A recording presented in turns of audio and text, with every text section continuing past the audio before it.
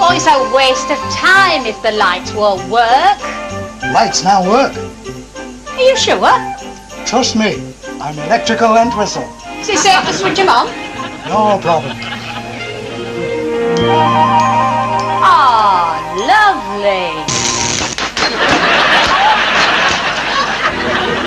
You gormless twillop. Now what have you got to say? Merry Christmas. I get £1,000 off a new kitchen and a chance to win what? Oh, 10 days in Mallorca? Oh, that'll be a treat. It'll give me a chance to wear my new disco outfit. Down there in the gully. That's where we said goodbye. I think I've heard this before. It was a musical. He's not going to start singing, is he? He hasn't got the chest for it.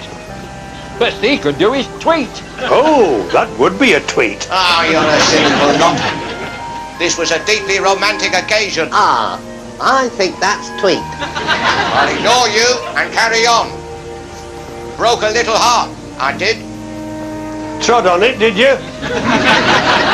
Why'd you have to go, Alvin? She pleaded. Why is there only you that can save England from her deadly enemies? Aye, we were wondering that. I expect it was because he had nothing else to do that weekend. It took him a whole weekend. Well, maybe he was short-handed. Mind you, he's got the legs to match. I shall never forget our magical time together, she said between sobs. So you see, it wasn't just goodbye. I had to lend her a good hanky. It had my initials on it. I don't know why I'm standing here listening to this drivel when I should be at home writing my own. How far have you got with them memoirs? Not very far. I keep forgetting people's names. I'll give it a miss. You're spending too much time stuck in the house. I'm spending too much time trying to remember people's names. The thing I remember about her most is she owes me a hanky. Oh, Zachary dead? Are you sure? Well, they must have been pretty sure. They buried him last week.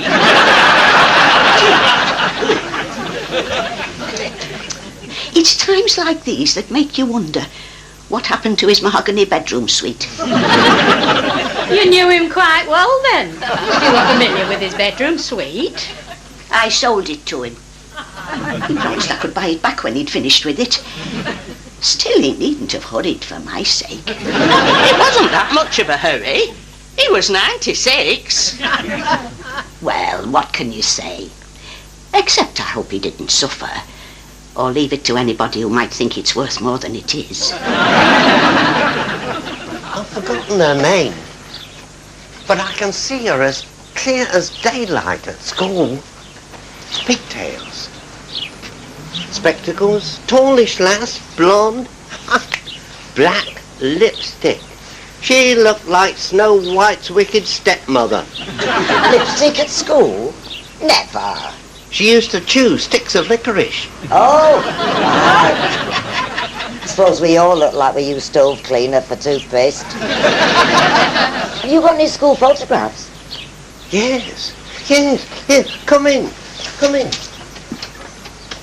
Hang on a minute. See if you can put a name to a few. Hang on a minute. I'll bring them down.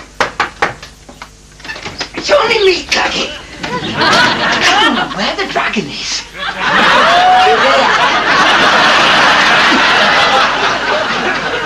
Just joking. You know me. Anything for a laugh.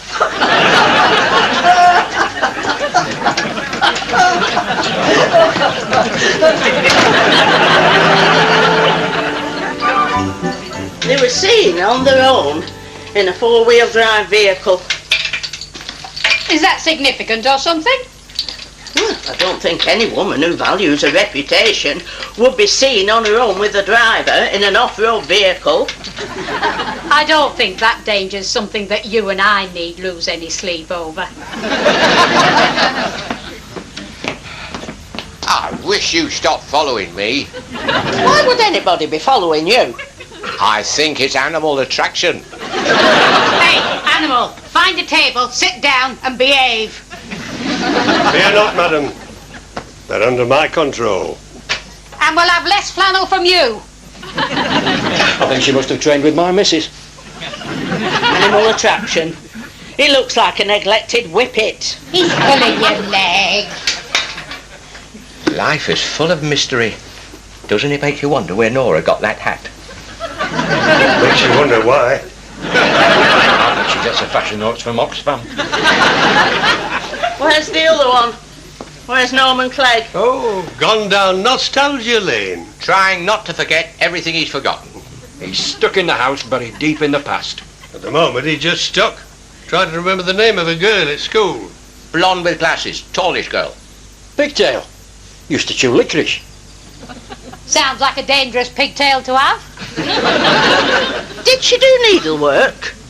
No, that was me. Choose a sport, they said, so I picked needlework. And in no time at all, I was playing for the first team. Tallish girl, glasses. Did she used to do handstands? Oh, that one. She used to walk on her hands. Audrey something. Needham. Oh, I remember her better upside down than the right way up. Audrey Needham.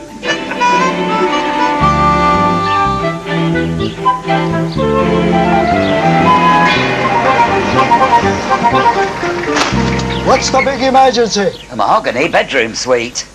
An emergency mahogany bedroom suite? She set her heart on it. Auntie has a heart? She set her wallet on it. It's going to be heavy. People sneer at chipboard, but it's not as heavy. Why are we hanging about when I'm paying for the hire of this vehicle? People don't pay for hanging about. Some people don't pay much for not hanging about. I can't hear him. Haven't you told him I'm deaf? Deaf when she wants to be. I've got selective hearing. There's no cure for it. Why is it some people are flying jumbo jets and I'm either in some old truck or co-pilot of a handcart?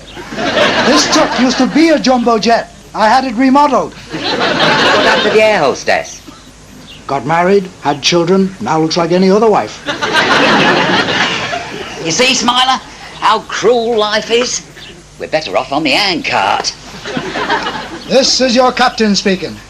Please fasten seatbelts and observe no smoking. I'm observing no moving. When are you going to start moving?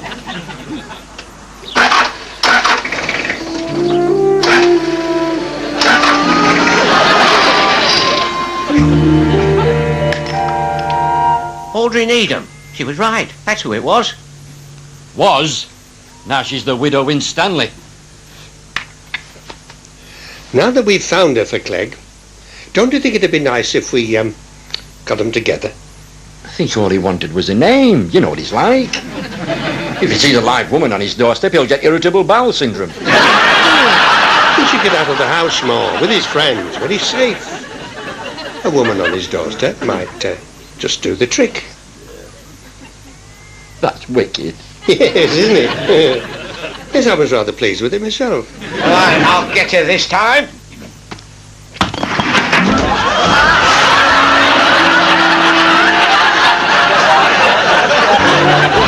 You'll find the deepest emotions, of course, in the greater poets.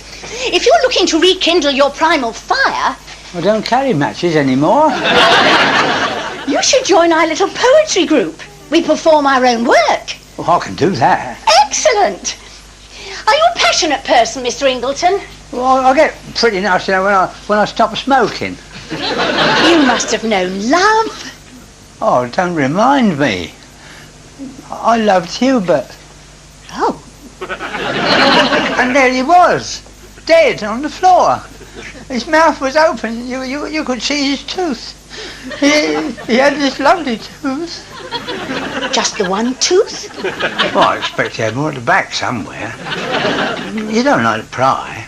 No, of course. Besides, he'd bite if you weren't careful. He was a hamster. was devastated. He'd be waiting when I got home. You never think there's going to come a day when you have to bury your loved one in a gravy granule with tea in it. Love in a cage, Mr. Ingleton. Something free, wild, untamable. You want a ferret? You must read this. I defy you not to be uplifted, energized, rendered more open to the passions our nature calls us to. Well, haven't you got anything, Yes? Thinner?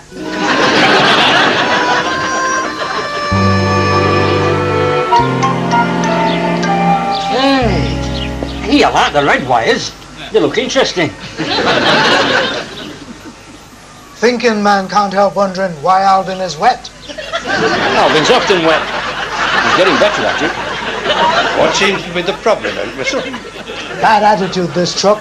Where you lot headed? Oh, to find a widow for Norman Clegg. Nothing fancy. She walks on her hands. I call that fancy. You can always do the same thing if he wants to talk to her. He wants a woman that walks on her hands? No, we're throwing that in as a bonus. Liven him up a bit. Get him out of his room. A widow for Norman Clegg? Won't he be terrified?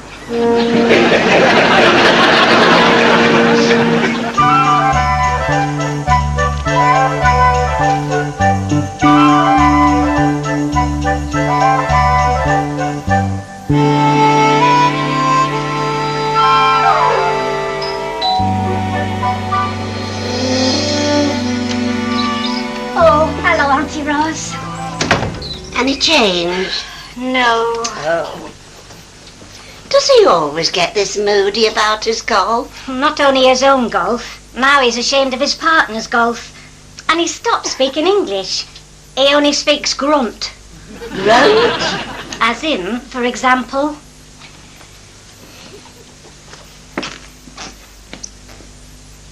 Auntie Rose and I are just popping into town, Barry.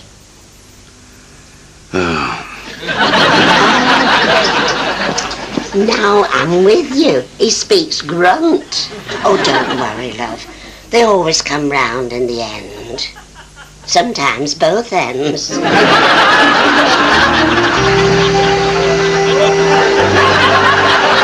sort of water was it? You smell like a wet dog. Oh? What kind? Do you ever wonder if he's an idiot? Never. But absolutely sure he's an idiot. What he does best. Was there any need to get him wet? I was wondering that. When fate presents you with a barn pot, you feel obliged to make use of it. It must be nice having a wild-free lifestyle, where you can get wet whenever you want to. You want wet, you can wash them windows.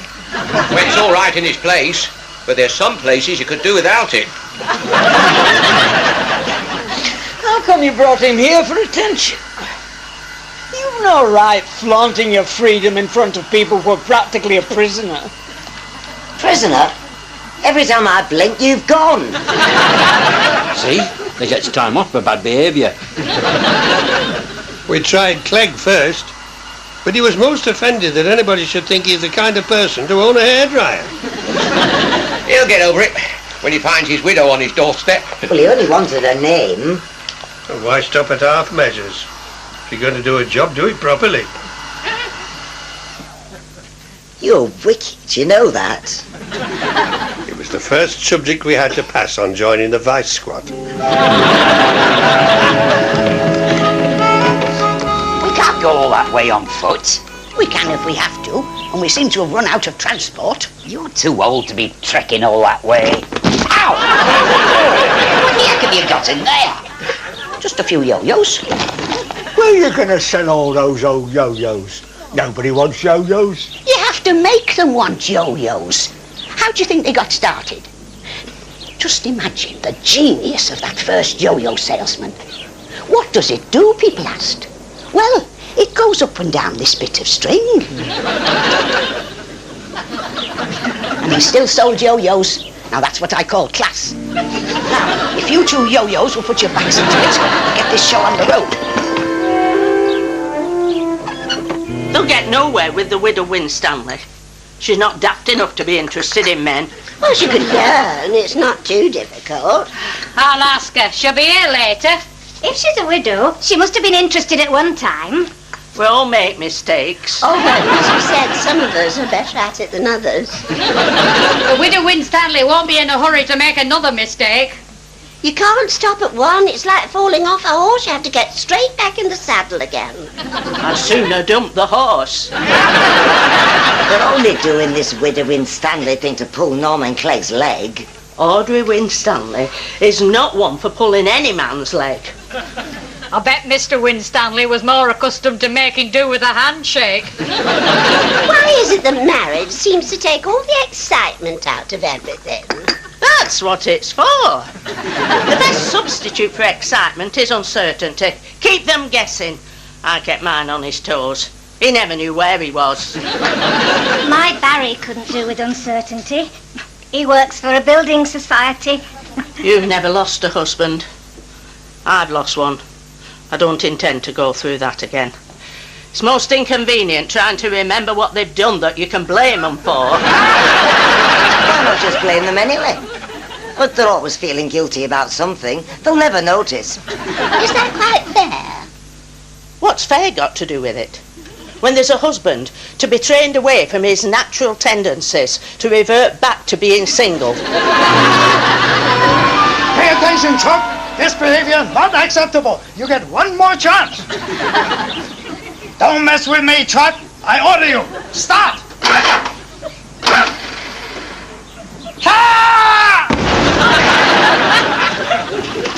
I'm a better golfer now, Barry. I've been practicing. You can't have improved that much since yesterday. Yesterday was a bad day. All you have is bad days. You can build on that kind of consistency. It's nothing personal. It's just that it gets embarrassing watching you digging your own bunkers. You're dangerous with a putter. But I now know where I've been going wrong. I know where you've been going wrong. You went wrong here, here, and here. I said I was sorry. What seems to be the trouble, Mr. Entwistle? No good, Chuck. Very bad attitude. He looks worse than Chuck. His golf gets worse. I can fix. You can fix? Tiger Woods calls me all the time for alternative therapy. You never heard? It's new. I invented. How does it work? You take mine from golf. Forget it. How can you forget what's nagging at you? You do something else. Then afterwards, golf much improved. It really works? Tiger Woods not doing bad. What do you recommend I do to take my mind off golf? Men Chuck.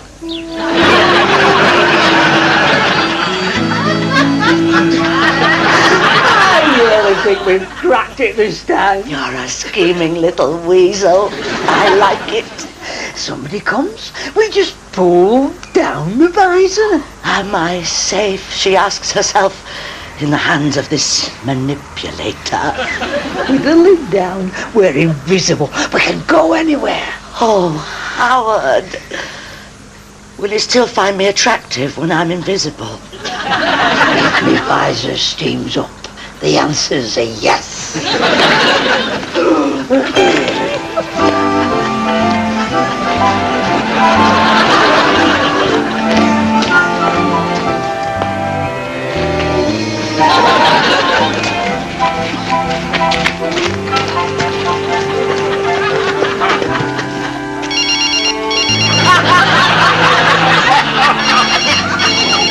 Hello?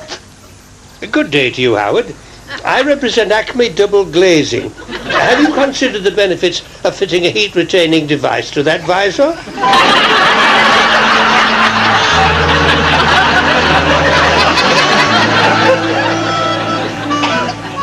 Have you ever had to give the kiss of life? What's in the middle of a sandwich? You think you could give anybody the kiss of life? Not anybody. Me neither. I lay awake sometimes at night thinking, will tomorrow be the day I have to give some scruff the kiss of life? What's alternative? I think if they were really scruffy, I'd use a straw.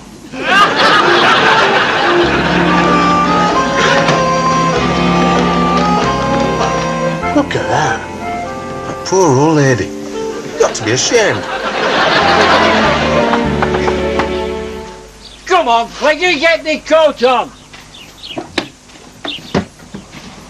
You lot seen anything belonging to me lately? Have we seen him? Never exactly saw him. Well, if you do see him, tell him that I'm at the poetry reading at the library. You won't get Mr. Clegg out. He's trying to finish his memoirs before his memory goes. Too late. I can't even remember. Audrey Needham. Now the widow Winstanley. That's it. Ha!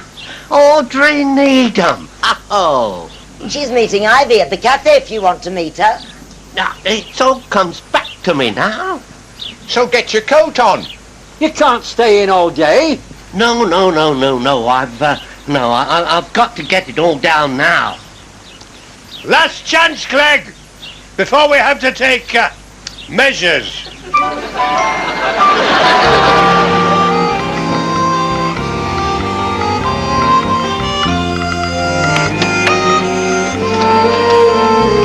That's right, though. Kill the old lady. You won't treat your wife like that. She won't let you. You have to be firm. Then what's happened? She still won't let you.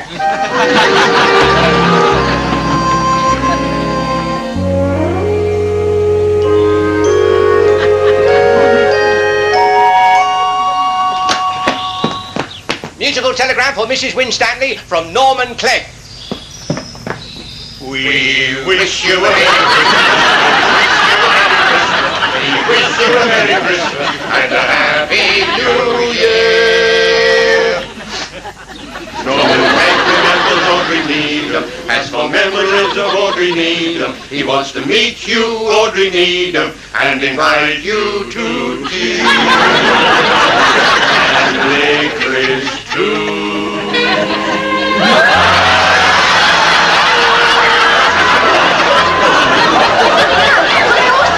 Please, everyone.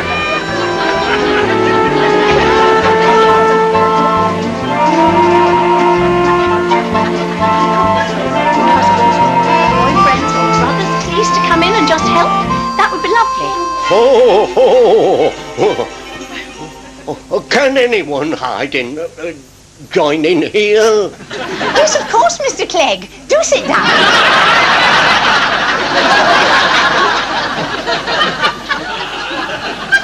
Now, for our first contribution, we have Mr. Ingleton.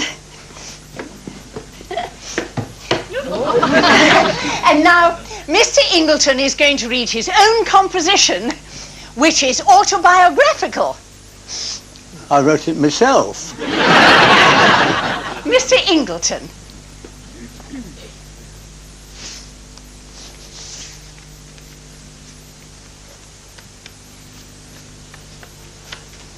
Falling in love is a youthful delight.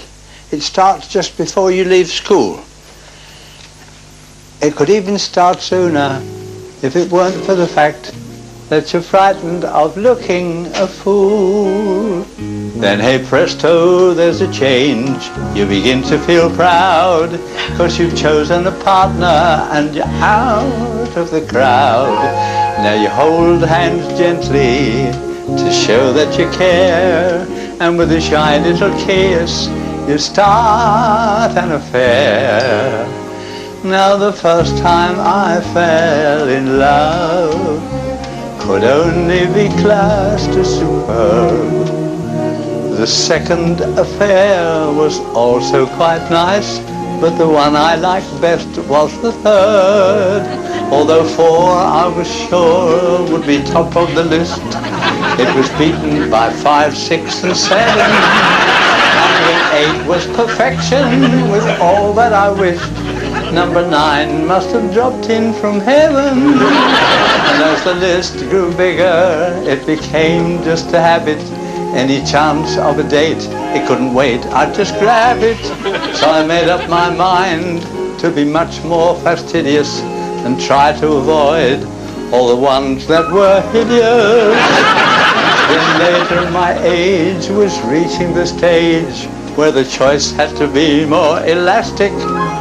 They were wrinkled and aging, their faces need caging, but to get one at all was fantastic. Then common sense showed me the way, said I mustn't be greedy no more. Settle down with one only, then never feel lonely, with a wife and some kids I'd adore. So I started to court an old hag, 'cause I knew it was time to get wed. But then when I asked it, she said I was past it and made me get out of her bed. But I'm still trying hard and nobody's barred, so I thought that I ought just to mention that with no luck so far, whoever you are, I've got a small house and a pension.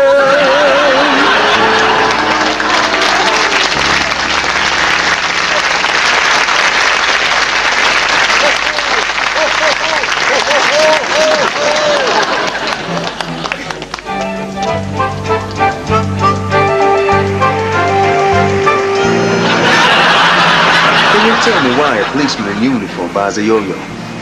It's tougher than she looks, that old biddy. You're not kidding.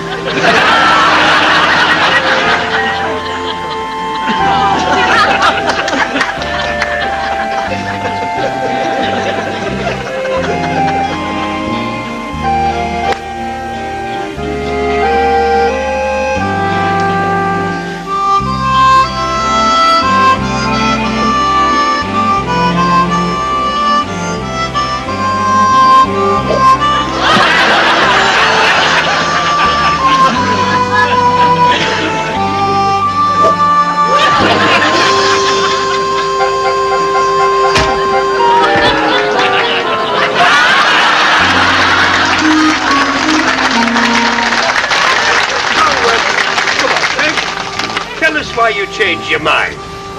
Some woman on my doorstep. Never!